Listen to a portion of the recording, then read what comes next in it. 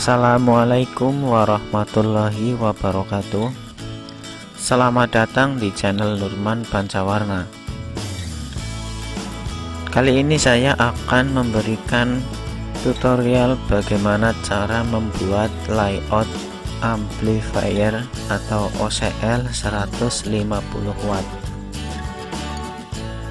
Caranya sangat mudah, banyak sekali aplikasi yang bisa kita gunakan. Salah satunya adalah Sprint Layout.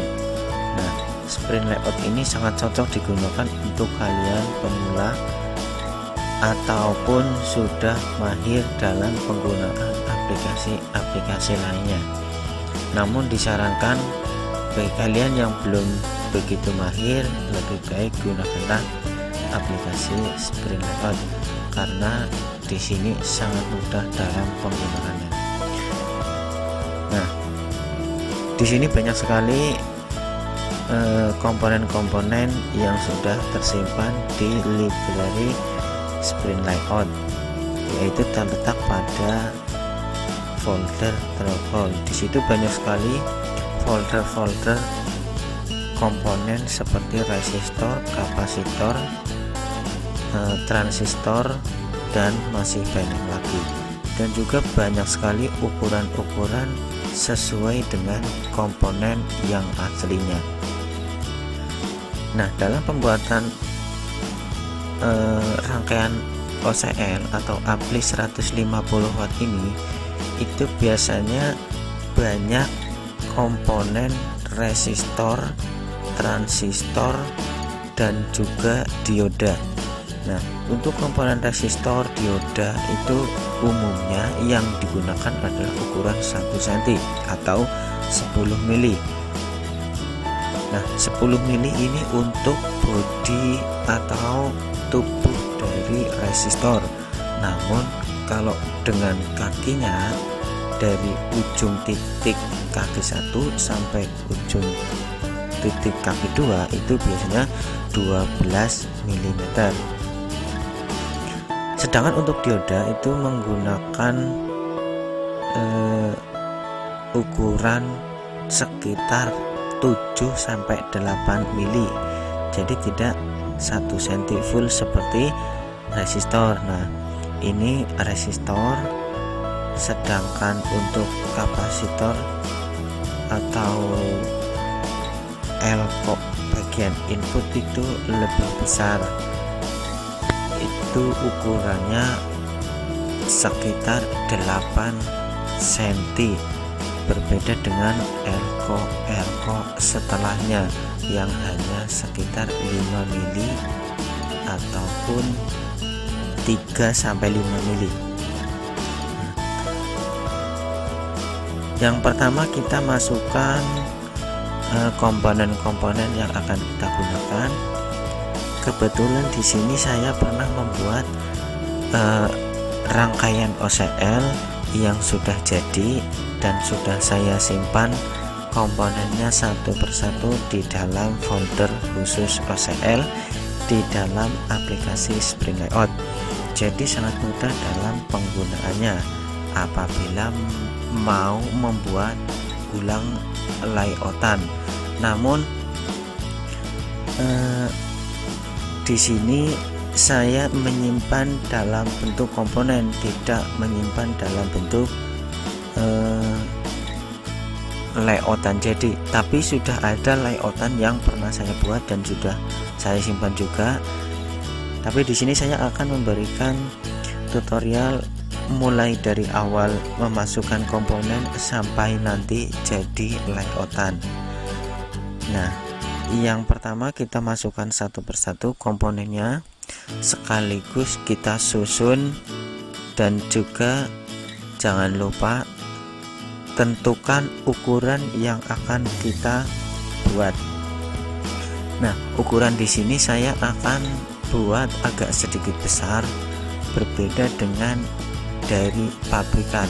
Kalau dari pabrikan itu sekitar ukuran 4 cm kali 5 cm, kurang lebih segitu. Tapi kalau saya di sini akan membuat sekitar 5 kali 7 cm.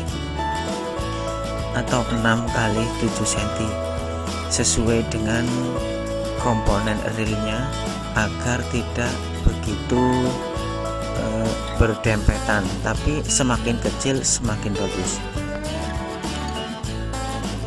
Nah, kalau untuk transistor itu ukurannya agak sedikit kecil, tidak seperti resistor, itu sekitar 6 mili sampai 7 mili, dan jaraknya itu dari kaki 1, 2, 3 hanya 1 sampai 2 mili. 3 tahun kemudian, buset, lama amat.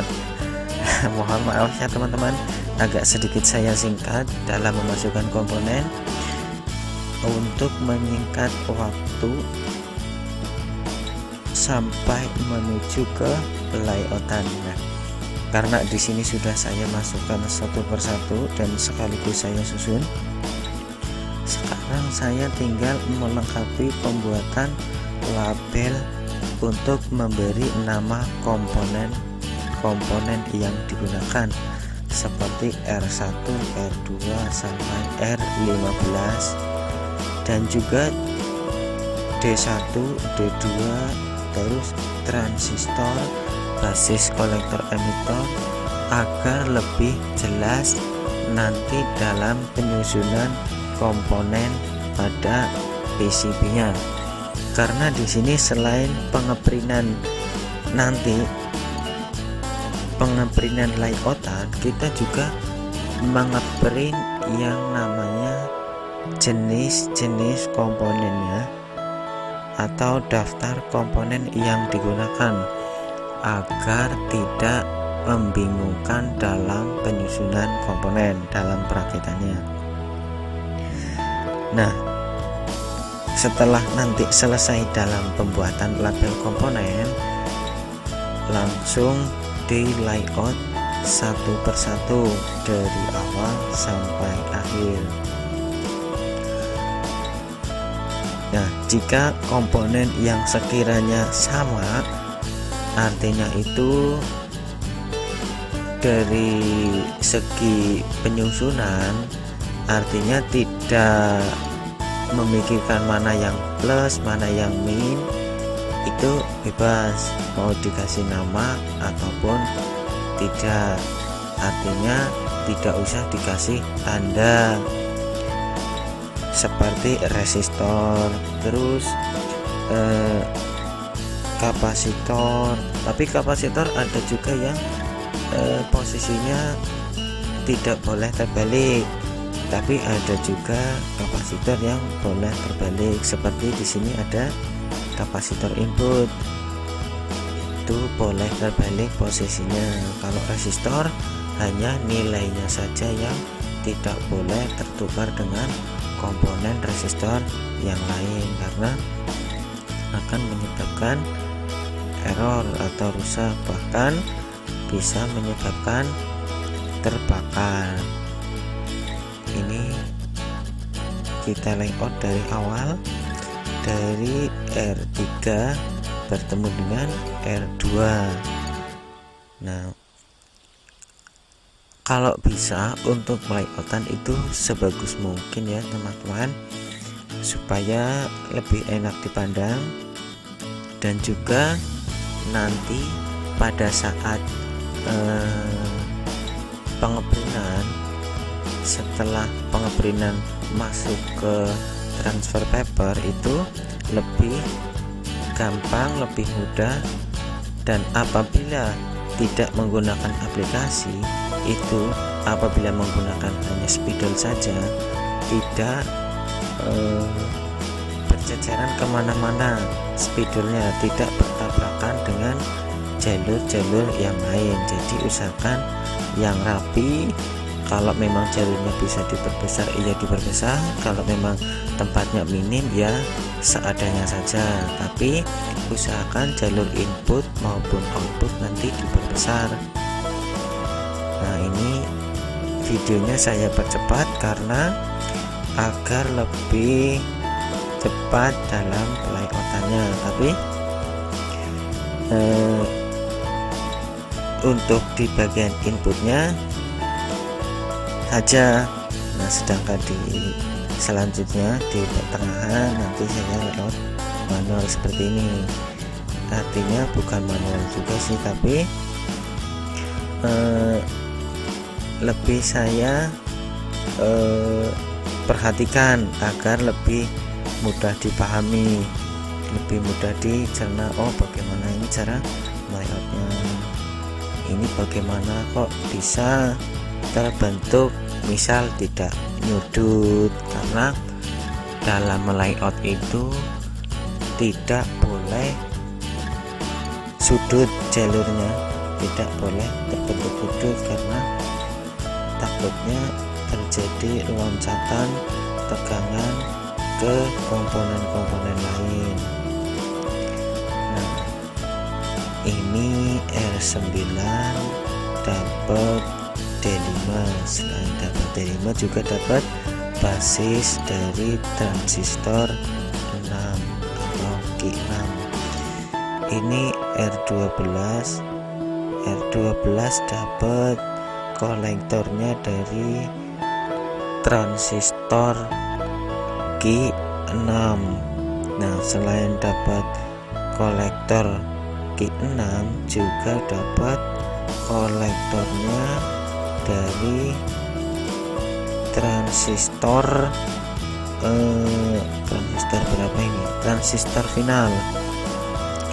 Dapat transistor final, yaitu kaki kolektor. Ini pad buat tegangan, buat plus dan min. Nah, ini untuk minnya nanti tinggal dirubah saja. Bukan min tapi plus, tapi yang ada di bawahnya itu, di atasnya itu min.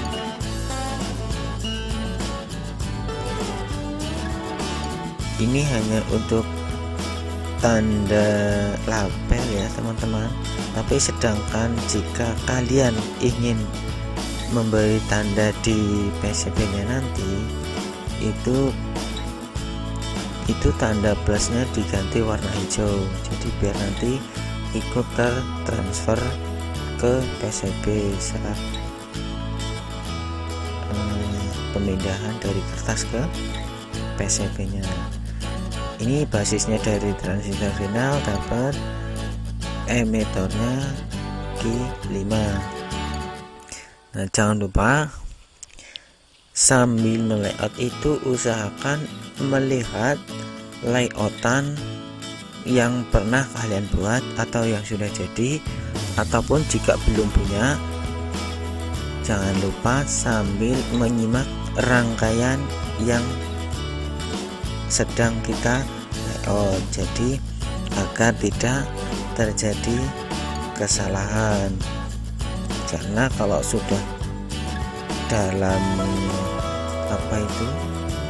dalam rangkaian bentuk aslinya, bukan rangkaian tapi sudah tersusun ke PCB nya, tapi ternyata ada yang salah, itu sangat tidak dianjurkan, sangat tidak baik. Ya, sebenarnya bisa saja kita modifikasi lagi dengan cara memutus jalur, kemudian menyambungnya dengan atau menggantinya dengan jalur kabel, tapi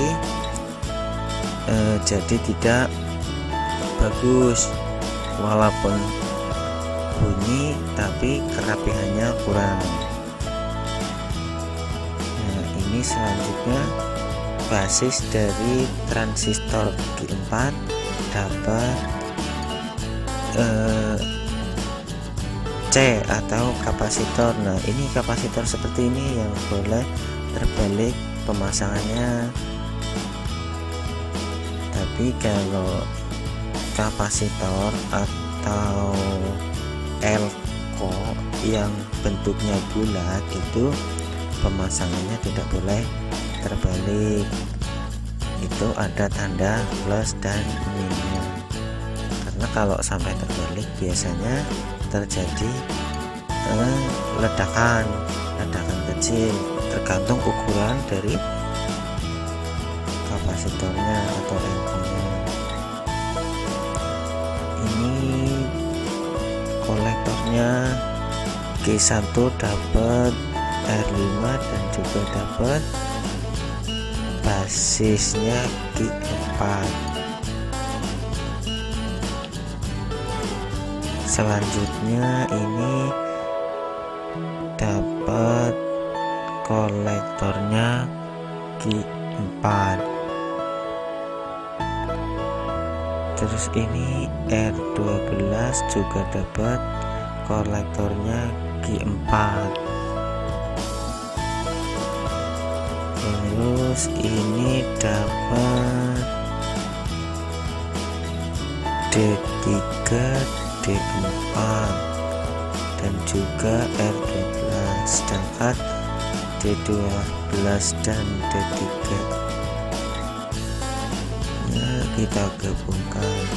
Ini masih kurang banyak di bagian finalnya, belum terlayout. Ini dapat min R13 dapat chemical. Terus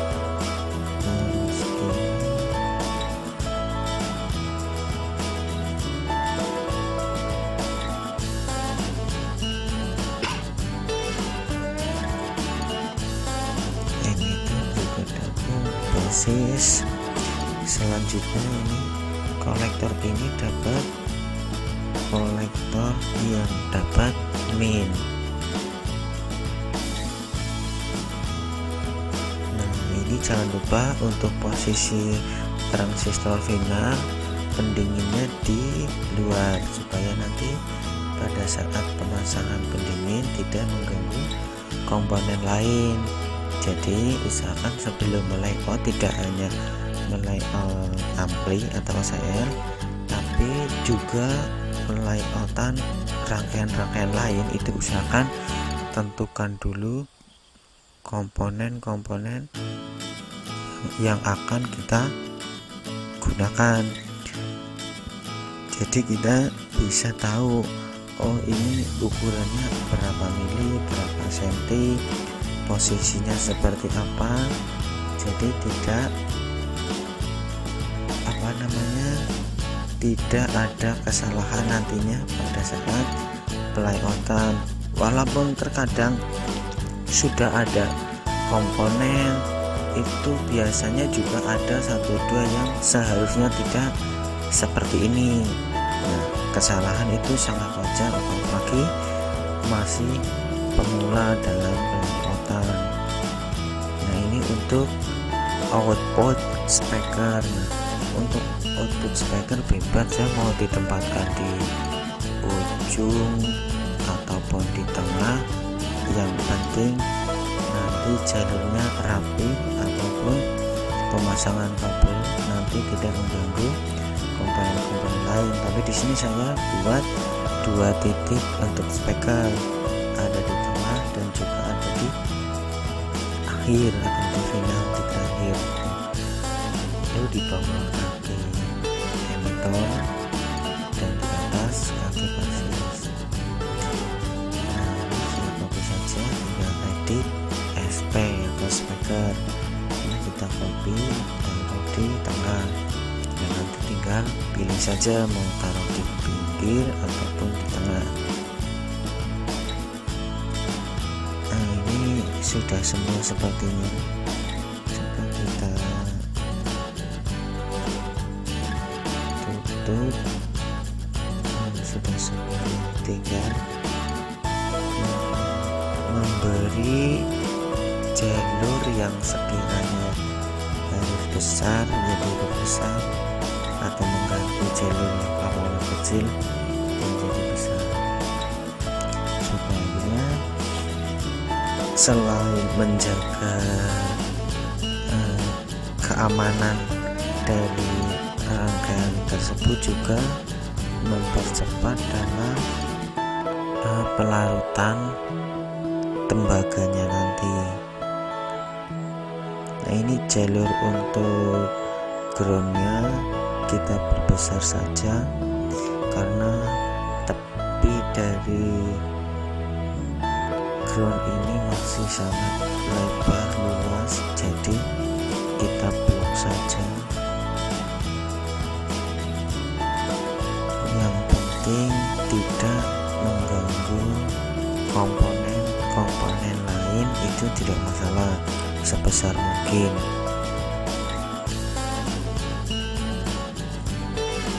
Nah, ini langsung membentuk sudut segi 4.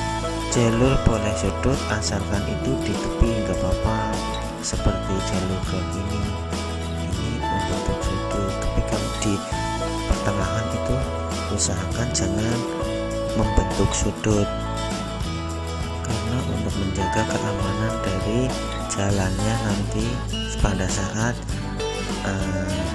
pengetesan. Nah, ini seperti jalur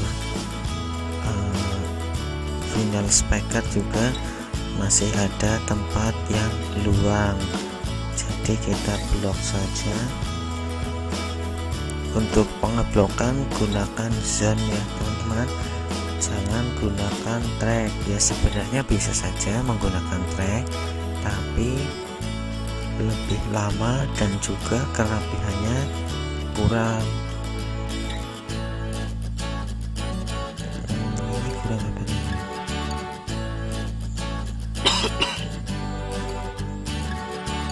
Untuk jalur min sama plus ini seharusnya besar juga ya teman-teman. Kalau memang masih ada jalur, bukan jalur tapi masih ada tembaga yang sekiranya tidak mengganggu komponen lain, ini karena min sama plus ini langsung dapat tegangan sekitar 12 atau 19 volt ya teman-teman. Jadi jangan sampai jalurnya kecil karena jalur min plus ini jalur tekanan, penggorokannya tidak beres ini. Ini jalur kolektor juga masih ada tempat yang aman untuk memperbesar jalurnya, jadi diperbesar saja.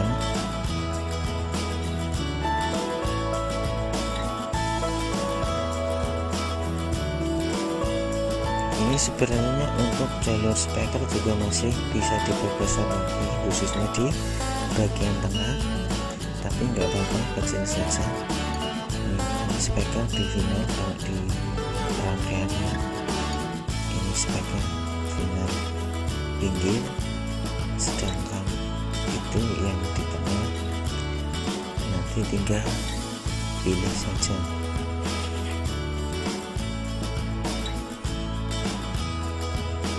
Jangan lupa kalau sudah selesai dalam melayout, kita kunci ya teman-teman, biar tidak berubah dari posisinya. Kita blok, habis itu kita build.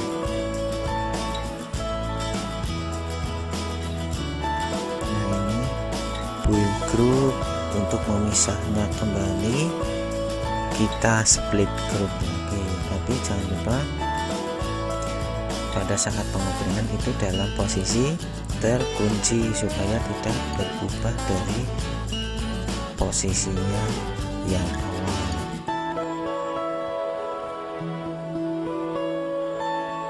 Nah, nanti kalau sudah selesai jangan lupa di copy, tapi di copy khusus di komponennya saja, kita taruh di bawahnya.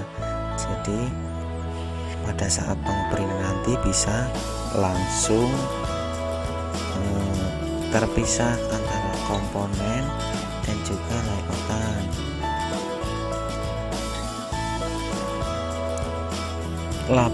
Label yang sekiranya nanti tertempel di tembaga, jangan lupa warnanya diganti warna hijau.